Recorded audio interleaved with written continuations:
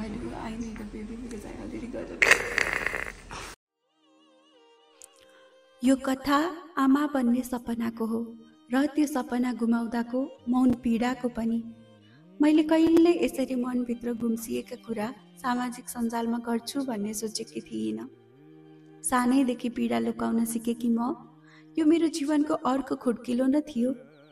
तर लाग्यो म जस्तै कति आमाहरू हुनुहोला जसको मनको कुराको साथी बनिदिएर मैले केही हदसम्म मलम लगाउन सक्छु। यो कथा एउटी आमाको गर्भ अवस्थाको 22 हप्तादेखि 26 हप्तासम्मको सबैभन्दा कठिन यात्रा, आशा, अपराधबोध, निर्दय र अपार शून्यतासँगको लडाईँको कथा हो। यो कुनै स्क्रिप्ट होइन, यो मेरो जीवनको सबैभन्दा गहिरो चोट हो।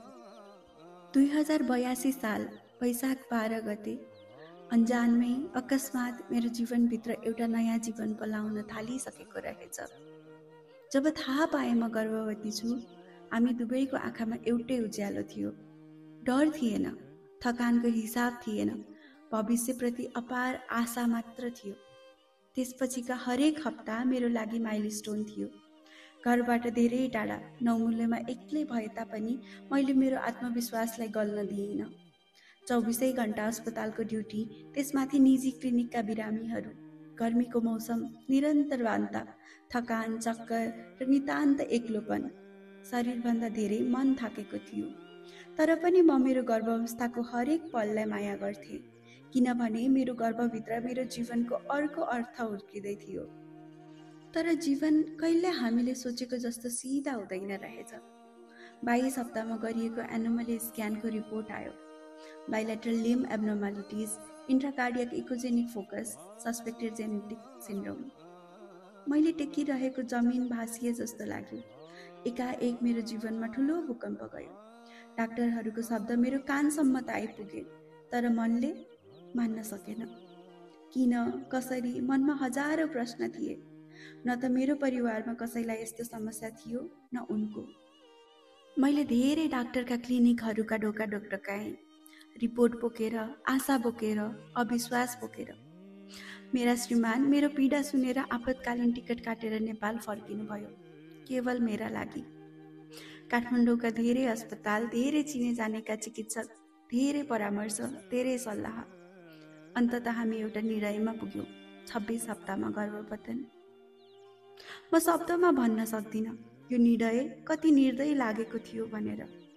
तर यो निर्णय हामी दुवैको आँसु, डर र जिम्मेवारीबाट निस्केको निर्णय थियो। अस्पताल छान्ने यात्रा पनि सजिलो थिएन।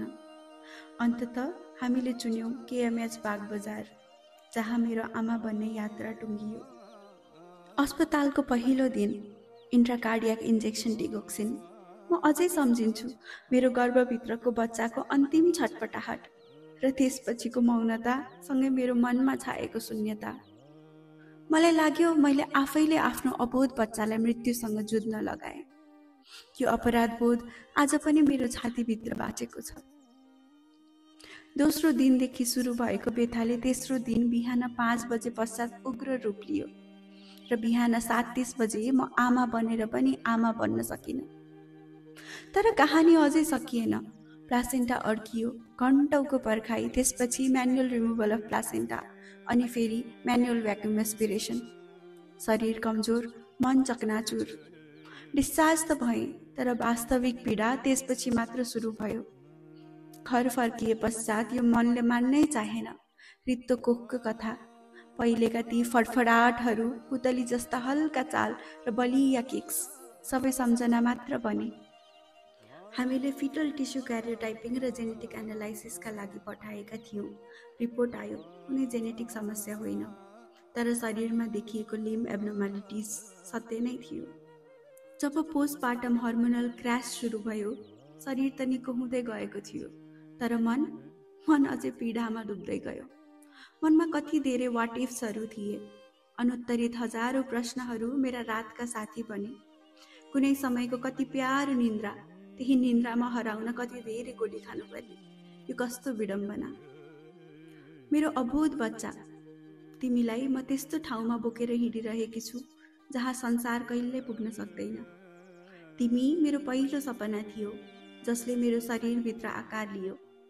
मैले तिमीलाई सोचेको जस्तो काखमा राखेर खेलाउन सकिनँ, तर तिमी नहुनुको बोझ म हरेक दिन मेरो छातीमा बोकेर बाँचिरहेकी छु। माफ गरिदेऊ प्रिय, म तिमीलाई सूर्यको किरण देखाउने समयसम्म जोगाउन सकिनँ। तिम्रा साना कानमा तिम्रो नाम फुसफुसाउन पाइन। जीवनसँग अरू नै योजना रहेछन् र तिमीलाई गुमाएको दिनबाट छिया छिया भएको यो मेरो मुटुले पुनः सास फेर्न आजसम्म पनि सिक्दैछ। तर तिमीलाई धेरै धेरै धन्यवाद। तिमीले मलाई आमा बनायौ। तिमीले मलाई नजानिने गरी बदलेका छौ। मेरो मनका कुनाहरूलाई नरम बनाएका छौ र मैले नखोजेको आत्मशक्ति जगाएर मेरो मनलाई अझै बलियो बनाइदिएका छौ। मलाई थाहा छैन हाम्रो कथा यसरी किन लेखियो, तर मलाई यति थाहा छ तिमी मेरो जीवनको मौन चमत्कार हौ। म भित्र बाँचेको त्यो सानो मुटुको धड्कन हरेक दिन मसँगै हिँड्ने स्मृति हो। म जस्तै मनभित्र पीडा लुकाएका आमाहरूलाई भन्न चाहन्छु, हजुर एक्लै हुनुहुन्न। मनको पीडा पोख्नका लागि पनि मनोचिकित्सकहरू हुनुहुन्छ। मनको कुरा खुलेर गर्ने गरौँ र मन हल्का बनाऊ। समयको चक्रले हरेक अँध्यारो रातपछि उज्यालो बिहानी ल्याउँछ। त्यसैले कठिन समयमा धैर्य नगुमाउनु नै बुद्धिमानी हुन्छ। यो भिडियो मेरो बच्चाको सम्झनामा र ती सबै आमाहरूको लागि समर्पण गर्न चाहन्छु जसको कोख अकालमै रित्तिएको छ। धन्यवाद।